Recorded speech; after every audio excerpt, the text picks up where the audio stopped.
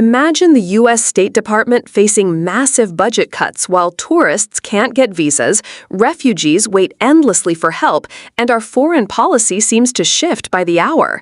In today's hearing, Representative Dina Titus grills Secretary Marco Rubio, demanding answers about how these cuts will jeopardize national security, economic growth, and real lives.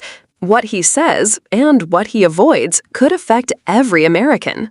Thank you, Mr. Chairman. Thank you, Mr. Secretary. You know, I keep hearing you say your job is to carry out the mission of the executive branch and the agenda of the president. It's kind of hard to figure out what the president's foreign policy is. It jumps around from Gaza being a resort area to we're going to help Ukraine or we're not. We're going to have tariffs on China or we're not. We're meddling in the Romanian election. I don't know how you figure out what the agenda is. Also, you say you want to make the State Department stronger, but everything we've seen coming from y'all is that you're dead set on kind of killing it or at least undermining American interests. I think you proposed an 84% budget cut, plans for widespread diplomatic closures, laying off staff across the board. I don't see how any of those things really makes us stronger and delivers for the American people. Now, I believe that jeopardizes our national security, but I want to ask you something a little more arcane, a little more specific to my district that has to do with some economic investments, and that's about tourism. You know, we've been working very hard to improve the visa services over the last few years. Seems to me what you're doing is going to undercut that and move us backwards. We're already seeing this as a problem in Las Vegas, where tourists are down by 8% just in the few short months, and this problem is going to become more acute as we look to host the Olympics and we host the World Cup. So could I just ask you, are you planning to cut the Consular Affairs Bureau that does the visas by 15% like we're hearing? No, consular affairs may actually even be expanded. And in fact, we are looking for ways to do double shifts in some of our embassies around the world because of the visa requirements. For example, if you haven't applied for a visa from Colombia already, you probably won't get here in time for the World Cup unless we go to double shifts. So we've even talked about reassigning foreign service officers, many of who are trained earlier in their career in consular services, to provide 24-hour presence in some of our embassies and consulates around the world just to handle the visa load for things like the World Cup, the FIFA World Cup, the FIFA Club Cup, and then the Olympics 2 years behind it. How are you going to do that with an 84% budget cut? There's no 84%, but I think you're referring to USAID when it comes to the State Department. I know that's part of it, but just yeah, generally. But when it comes to the State Department, our consular services are actually intend on ramping up efforts because of the reasons that I've just outlined below, because of the reasons I just outlined earlier. And we recognize that as a top priority. We want it to be a success. It's a priority for the president. And I think there are good numbers because it's the same division that handles it. We are setting records in the numbers of passports that are being processed. Same group of people, so it shows that our systems are improving. And finally, we're looking at ways to infusing technology and AI to even further and rapidly increase that process even further, particularly for people, people who have had visas in the past, so we're just restoring visas. We can move even much quicker on many of those. Well, I'm glad to hear you say that, but I want to look and see what you do, not just what you say, because when you talk about cutting budgets, talk about cutting personnel, talk about closing embassies and consulates, I don't know how you can increase the visa process or make it quicker. There's no proposal at this time to close embassies or consulates. That's been media reporting because people like to leak lies, but there's no such work. So that's not happening? None are proposed, and I think I would know. Know about it? Well, okay. Well, let's check that out and see where that information is coming from. If I could switch just a little bit to Afghanistan, you've heard a little bit about that. I introduced legislation to authorize the CARE Act, the Coordination for Afghan Relocation Efforts. You voted for that, Mr. Secretary. Mr. Mass voted for that.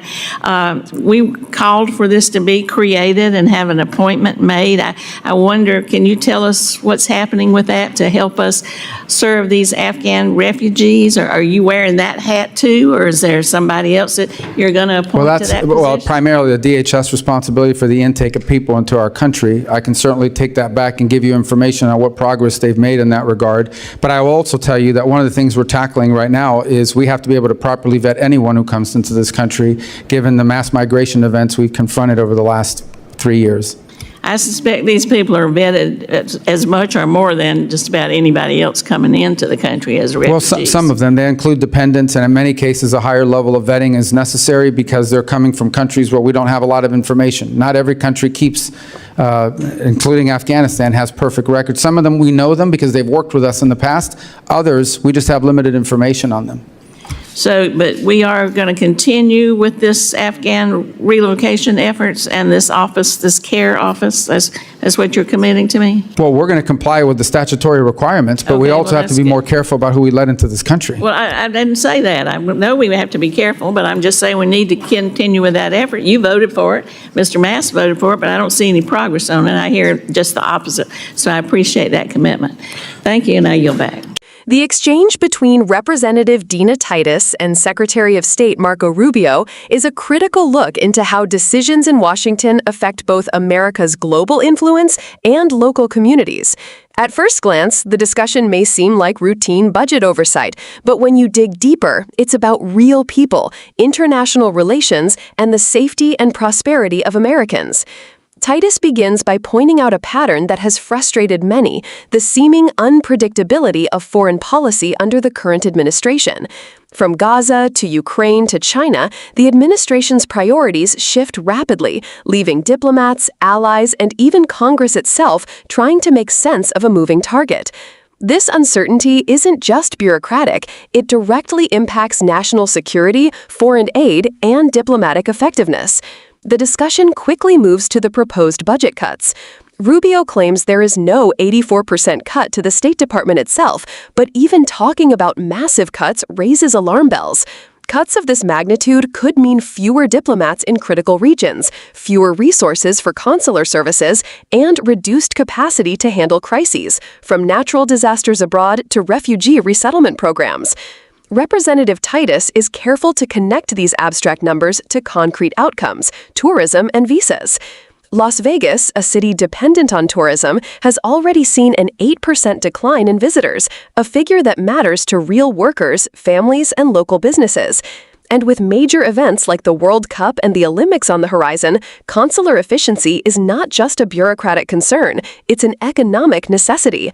Rubio's claims of double shifts and AI integration to speed up visa processing sound promising, but Titus wisely points out that actions speak louder than words.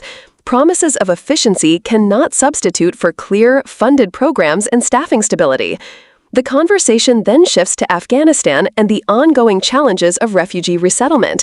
Titus has long championed efforts like the CARE Act to ensure Afghan refugees are properly supported. Rubio's response acknowledges the statutory requirements but emphasizes caution in vetting. This raises an important point for viewers. Balancing compassion with security is a delicate, data-driven process, and it requires transparency, accountability, and timely action from leadership. When promises of progress aren't matched by observable outcomes, it jeopardizes trust and effectiveness. What makes this hearing particularly instructive is how it illustrates the intersection of local impact, national security, and global policy. A budget decision in Washington can ripple out to affect visa processing in Las Vegas, the ability to host international events, the resettlement of refugees, and the U.S.'s standing in the world. For citizens watching, it's a reminder that oversight hearings are not just political theater. They are a critical tool to hold leaders accountable and ensure government agencies function as intended. Finally, this exchange emphasizes the human dimension. Every diplomat, every visa officer, every refugee case represents real people whose lives are affected by these decisions. Whether it's a Las Vegas hotel worker counting on international tourists, a family seeking refuge from conflict, or a U.S. citizen planning to travel abroad, the stakes are tangible and deeply personal. For viewers, the key takeaway is clear. Budget numbers aren't just numbers. They are moral and strategic choices that determine how effectively the U.S. projects influence, protects its citizens, and upholds its values around the world. By paying attention to these hearings, citizens can understand the real consequences and hold leaders accountable for both their promises and their results.